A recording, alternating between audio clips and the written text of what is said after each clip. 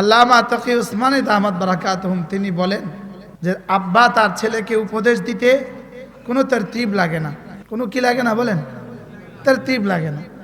মা তার মেয়েকে কথা বলতে কোনো তরতিব লাগে না, কোনো আর্ট লাগে না। ছেলে যত শিক্ষিতই হোক, মা ওই নোয়াখালীর আঞ্চলিক ভাষায় তার সাথে কথা বলে, এবং ছেলে যত শিক্ষিতই হোক তো মার সাথে আঞ্চলিক ভাষায় কথা বলে, ঠিক না? আমরা গ্রামের বাড়িতে টুমচর লক্ষ্মীপুর গিয়ে মার সাথে কখনোই শুদ্ধ বাংলায় কথা বলতাম না, এমনও পারি না, বাকি কখনো বলতামও না। মা যেভাবে বলতেন ওভাবে বলতাম। আমাদের বড়দের হালত হলেও তাই। আমাদের রশিদিয়ার হযরত ওয়ালা দামাত বারাকাতুহু সাদা মাটা যে কথা বলেন, তো এটা আমার 1 মাসের বয়ানের খোরাক হয়ে যায়। হযরতের বয়ান আমি 5 মিনিট বসলে তা আমি 1 মাস পর্যন্ত এটা হিট চলে, হিট হিট। কি হয়, আজকে হযরত মাওলানা ওমর ফারুক সন্দীফি দামাত বারাকাতুহু ইনার দাওরা হাদিস পড়ার বয়স 47 বছর, আর আমার গোটা জিন্দেগির বয়স 47 বছর। হুজুর দাওরা পড়েছেন দারুল দেওবন্দে। হযরত যার কাছে বুখারী পড়েছেন, সৌভাগ্যবশত আমরাও তার কাছে বুখারী পড়েছি। হযরতের ফারাগাতের বয়স আমার গোটা জীবনের বয়সের চেয়ে বেশি।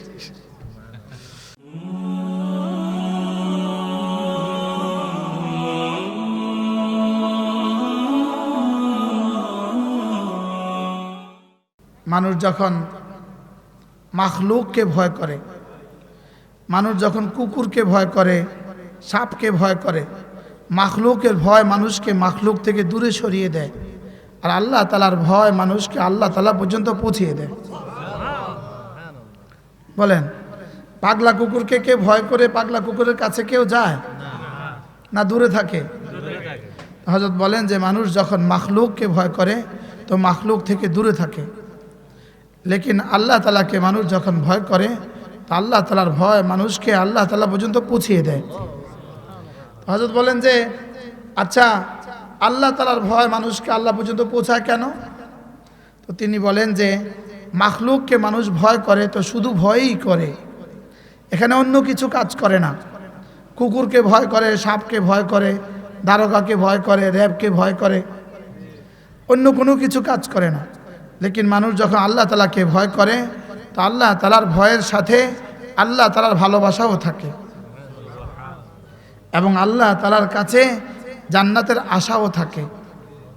আল্লাহ তাআলাকে শুধু ভয় করে না, আল্লাহ তাআলাকে ভালোবাসে এবং আশা করে। বলেন, আল্লাহ তাআলাকে কি করে? ভয় করে এবং কি করে? ভালোবাসে। আল্লাহ তাআলাকে ভালোবাসে এবং কি করে? আশা করে।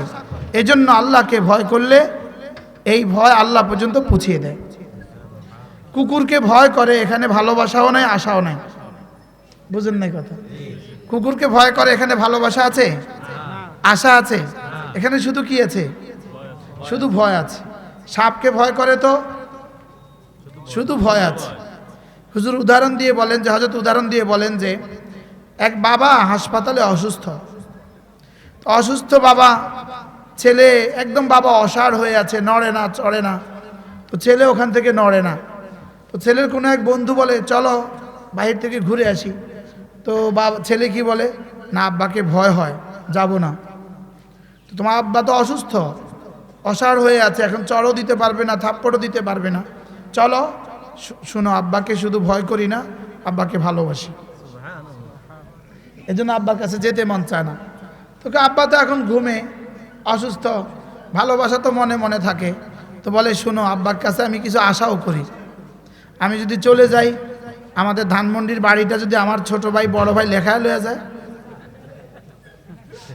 কি ভাই? এজন্য আমি তার কাছ থেকে কি করি না, বলেন, সরি না। আল্লাহ তাআলা, আমি আমার আব্বার কাছ থেকে নড়ি না কেন বলেন? প্রথম কথা, আব্বাকে ভয় করি। 2 নম্বর কথা, ভালোবাসি। 3 নম্বর কথা, আশা করি। সুবহানাল্লাহ বলবেন।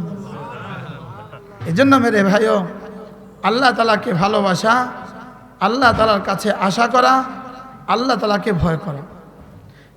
এজন্য আল্লাহকে ভালোবাসা। কাকে ভালোবাসা বলেন?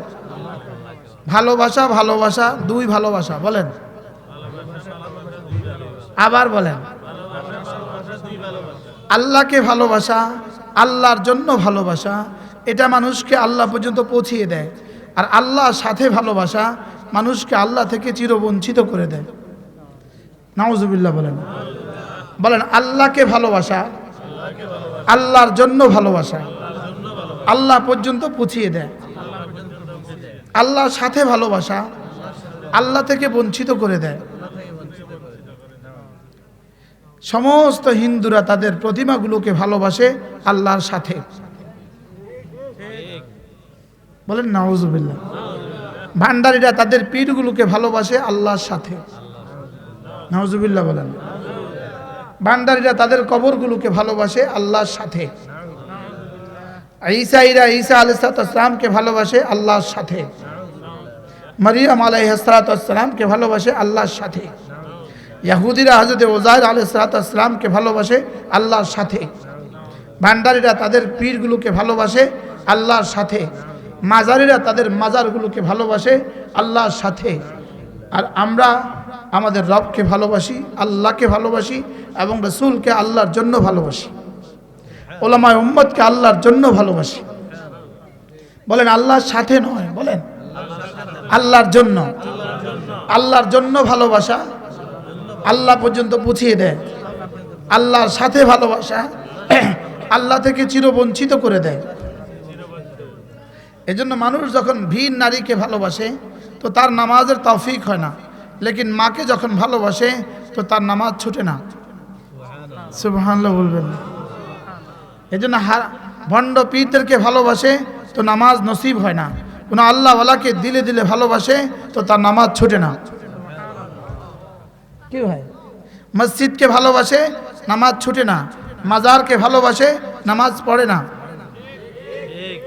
কথা কি বুঝে আসছে? বলেন বলেন মাজারকে ভালোবাসে, বলেন তো নামাজ পড়ে না। মসজিদকে মাদ্রাসাকে ভালোবাসে নামাজ ছুটে না। কেন হলো? একটা হলো আল্লাহর জন্য ভালোবাসা, আরেকটা হলো আল্লাহর সাথে ভালোবাসা। কথা বুঝে আসে নাই? এজন্য স্ত্রীকে ভালোবেসে নামাজ ছুটছে খুব কম মানুষের, লেকিন হারাম নারীকে ভালোবেসে নামাজ পড়েছে খুব কম মানুষ। কি? স্ত্রীকে ভালোবাসলে স্ত্রী ফজরের সময় কি বলে? যান মসজিদে যান, কাম হয়ে গেছে। স্ত্রীকে ভালোবাসলে নামাজ ছুটে না, বলেন আকসার ও বেশতার। মাকে ভালোবাসলে নামাজ কি? সন্তানদেরকে ভালোবাসলে নামাজ কি? লেকিন ফেসবুকে কোনো নায়িকাকে ভালোবাসে তার নামাজ ছুটে যায়। হারাম ভালোবাসা মানুষকে আল্লাহ থেকে বঞ্চিত করে, আর হালাল ভালোবাসা মানুষকে আল্লাহ পর্যন্ত পৌঁছিয়ে দেয়।